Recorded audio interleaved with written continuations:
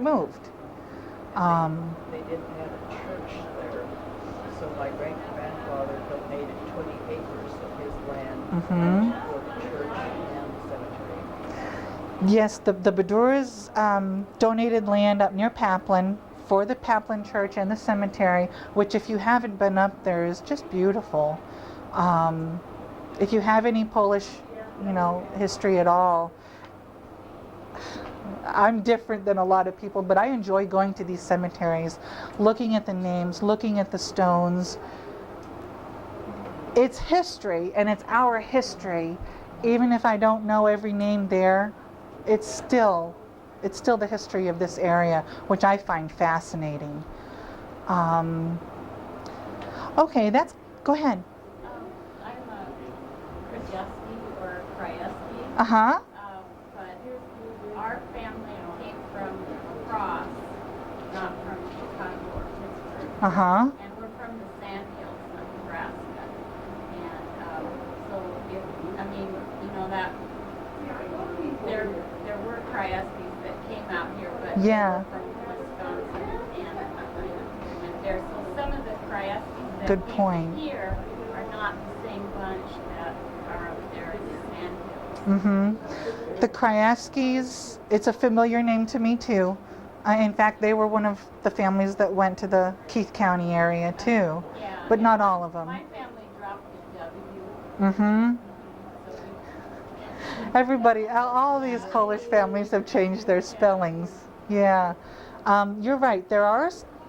I don't mean to exclude, there are families. Macheskis were from Green Bay, Wisconsin. At one point, I try to verify it, and I haven't found the proof yet. But if you look in the phone book, there's a ton of them in there. But are they related? I don't know. And I've tried very hard because Macheski married one of my Kalkuskis. So, yeah. Norbert's grandmother was the Macheski. Yeah. So I've tried on that too. There were small pockets of Michigan, Wisconsin. As we were mentioning, maybe one or two families spent some time in West Virginia even before they came here. But the vast majority were from, Pittsburgh and Chicago. But I don't mean to leave out families that came from other areas, because there definitely were some. Do you have any idea how the Gloss name was originally spelled? The Gloss, G-L-O-S? G-L-O-S. I know there's a Kloss, K-L-O-S. I know there's Gallus, G-O-L-U-S or G-A-L-U-S. But no, I don't know that one. But we have heard that it had a W in it at some point in time. Uh-huh. As you get into the genealogy and the more depth you get into it, you'll find, and some of you may know this better than I did, I learned no Polish as a teenager or a kid, anything. Female names have a different ending than male names. Single females have a different ending to their name than married females. And that could be part of where you get, okay, here's an example. One I saw recently was Pinek. P-I-N-E-K is the father's name. The young daughter before she gets married is, I think it was P-I-N-I-E P-I-N-I-O-N-K-A. It's Pinek's daughter, but it's more like Penovka. And the more you get into it, the more you'll have to learn what name to actually look for, because it could look very different than that father's, surname. That Pinek is very different. Kloss was Kloska or Kloskova. So as you get into it, you'll find that there are other endings to your name, and you have to be aware of that so that when you actually see the name, you recognize it, because you could go right past it and never realize it, which is hard. When Dad came to this country, he came to Wisconsin. What would be the base for the Polish community there? What was the name? Loss. Gloss. I would think the Milwaukee area still has an awful lot of Polish. If you were to write to the Milwaukee Polish or Genealogical Society, I forget the exact name, but there is a big genealogical society. They have a huge Polish fest similar to this too. Detroit also have a large. Detroit does, yeah, and did. In fact, Detroit has a tie-in to the publishing, and it goes back to Jan Barzinski, and actually the Wieczoreks. The Wieczorek married, I don't know how to say it again, Gunite, and the Gunite's father was a publisher in Detroit. So then you're tying the largest Polish newspaper in Chicago to the largest Polish newspaper in Detroit, and you can see how, some of these royalty things, kind of connect. Wisconsin, Green Bay had some, like I mentioned. I'm in the handout, I mentioned a few Polish genealogical societies. Those are wonderful resources, even if your family is not from that particular state. Like the Michigan one is really nice. In fact, the lady who runs the Michigan Polonia, I happened to find her relatives that she was looking for in Poland. They were in the same church parish as my Kalkuskis were, and hers was a common last name. I can't remember it off the top of my head, but I said, well, gee, there's an awful lot of those right here, and I told her where they were on the microfilm and everything, and she went and looked at it, and she said, by golly, that's them. So that's a little connection I have with her, but she's very active in the Michigan Polonia, which would include Detroit, I don't know where Manitowoc is, however that's pronounced properly. Yes. There's a big convent and I believe monastery, Polish up there. Manitowoc, Manitowawiec. I might have that in my database that I have in my computer. If you remind me when we're done, I'll look it up and see which names I have there. Just because I don't have a gloss name in my database, if there's someone from the same town, you can still find that connection through a little bit more legwork. He was the only one of his family that came to this country. Yeah. There was one brother came with him, but he went back. Uh-huh. Dad was the only one that stayed here. Wow, that makes it harder. You've got a lot smaller. When you have only one ancestor who stayed in the country, that really narrows down your surname. You can look at it two ways. You can be glad it's not like a Smith, or Klein, where everybody's got it. If it stands out a little bit, that's kind of nice. But if he wasn't out there, in some way, in some marriage records, in obituaries, in newspapers, in something, then that makes it 10 times harder to find him.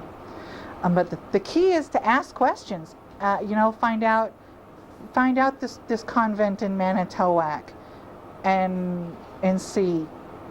You just got to start by asking questions. Okay, it's 2:30. And I know it's getting warm in here. I don't want to make this go too long and wear you out with the heat in here. However, I want to go through some steps for beginning your genealogy. Okay? The handout that I have gives you some websites, some questions to ask in an oral interview. Some people find an oral interview very difficult to begin. Some people who are being interviewed find it very difficult to answer when you say, okay, tell me everything you knew about my grandfather. They don't know where to start. They need some focus. The first page and about a quarter of your handout includes some questions. At the end of that list, I included the website where I got those from. And that page is maybe a fifth of all the questions that that particular website had for asking oral interview questions. So if you don't think this is quite your cup of tea or not what you're looking for, try and check out that website. It might have more questions that are geared toward what you are looking for. Excuse me. When you start your genealogy, the very first thing you need to do is to determine your purpose. If you say, okay, I'm going to find everything I can about the Kalkuskis, like I did, I had no purpose when I started. And it wasn't such a bad thing, but it helps you if you're focused in on a narrow search, because there's so much information out there, you'll flounder, you'll get lost in it all. What happened to me when I didn't define everything that I was looking for within just one of my lines, I started collecting the information about everybody then. And I mean everybody, whether they were related or not. I took the census, the marriage records, the obituaries, the newspaper, everything that I had access to, and I put them all in one giant file in my computer. And I find that's helpful now, but it's taken a lot of hours away from what I originally wanted to research. Okay. What was your purpose? My purpose now is I put a Kalkuski book upstairs a few years ago, and I want to complete it. That was, even in my eyes a few years ago, that was a rough draft. It was my first draft. And I put together 240 pages of family tree in maybe a year and a half. And to me, that was astounding. I couldn't believe I found that much when even my dad knew no one outside of some of his first cousins. He didn't even know all his first cousins. You know, because of circumstances, they were in Ogallala, there were others here and in Omaha, and they didn't have money to drive anywhere, you know. And it's sad. I asked him, come on. And he said, no, really. There was no money for gas. We didn't drive to Omaha for the weekend just to go visit family. You know, not like we're lucky enough to get to do now. We lived in Oregon. My parents always said they'd take us to Jenner's Park, which is in the city, like 30 miles.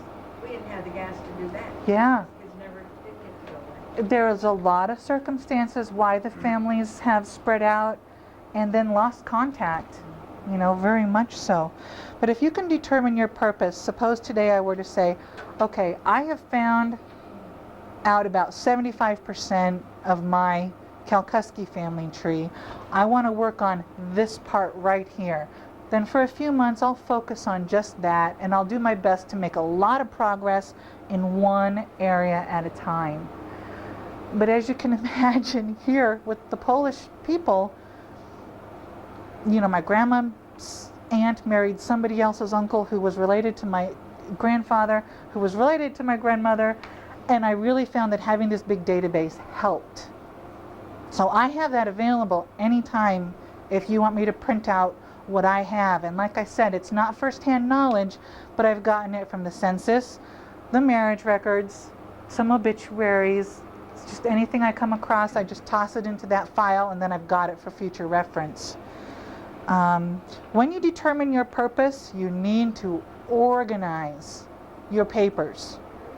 Get a notebook, divide it, label it, have pockets in it for things that you don't want to bend or to crease. If you go to Grand Island, you get a copy of their land deed. You don't want to bend it. You know, have a place to put everything. If you find that you fill up one notebook, get another one right away. Get a drawer. Before you need it, have your own personal resources handy. You know, have a little area that's just for your genealogy so you know where things are. Have your own stapler, your own file folders, all your own little office supplies you need, and you'll find that things will go smoothly then when you're actually trying to do the work. You're not getting distracted by, where did I put that? Okay. I have a pile of 6 months ago 3 months ago and a month ago of stuff that I need to go through and file. But if I can vaguely remember when I got that information, I kind of know which pile it's in. I have bookcases and I have 8 drawers full of hanging files now. And it's just, I'm actually going to go through it real soon and pare it down, because I don't need all of it anymore, but I did at first. I kept everything I could about what newspaper was in which county, what years it was there. If I saw a Badalic name, I knew it would relate to my Gavricks, who related to, so-and-so. And I kept a lot of that in just little manila folders. And I find now I've connected them all together. I don't need that anymore. But I did at first. So some extra file folders, 3-ring binders, and things like that, I think is essential when you're getting started, so that you can keep track of it all. The second thing after you know what you're going to look for is to collect your data. And you're going to document everything you find. You're going to write in the corner or on the back, you're going to write where you found that. Okay? If I get this was a copy of a birth baptism from St. Anthony's in Farwell, I'm going to write on here, Laura Anderson reviewed this document on this date at this place, and this is where it's from St. Anthony's Church. And there's a lot of reasons for actually taking the time to do that. When somebody else asks you, where'd you get that? You can say, I don't know. I just got it a couple of years ago. I don't remember. It happens. It happens. But if you can say, I got that off the microfilm at the Nebraska State Historical Society of the baptisms at the Catholic Church in Farwell, well then, you help that other person either go find something for themselves, and you authenticate your own work. You give it value. And it's not just made up. It's not just what somebody said. You can say, no, this is the way it was recorded in the church records. And so you give it some value. And then the last thing you do once you've collected a whole lot of data is you want to present it in some way. You can keep it in your file drawers. You can put it on a computer program and print it out.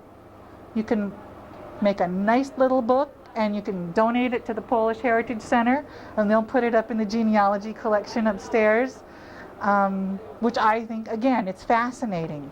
Several people from different families have done that, and if you go up there and look at some of those, you're going to find some Macheskis who married into some other line, and you'll get a little bit of tidbit out of those books for your families too.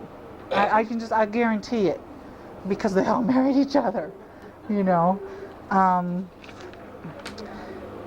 Okay, which line are you going to work on? When you determine your purpose, you're going to pick your mom's line, your dad's, or your maternal grandmother, your paternal grandmother.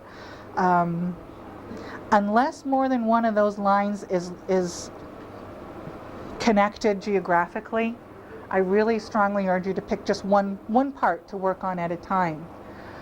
But in this case, as we're working through the Polish people who located right here, if they're all related through geography, then your geography becomes your purpose. I want to look at Sherman County, and I want to look at the marriage records and see what I can find about my family.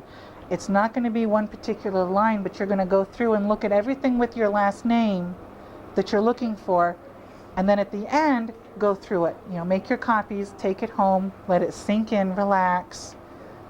Look it over more than once, and then you'll have a geographic kind of purpose, which is what I ended up doing and why it got to be such a big project. Use forms to write the data you already know. The interview forms, or interview questions, will let you write things out or record them.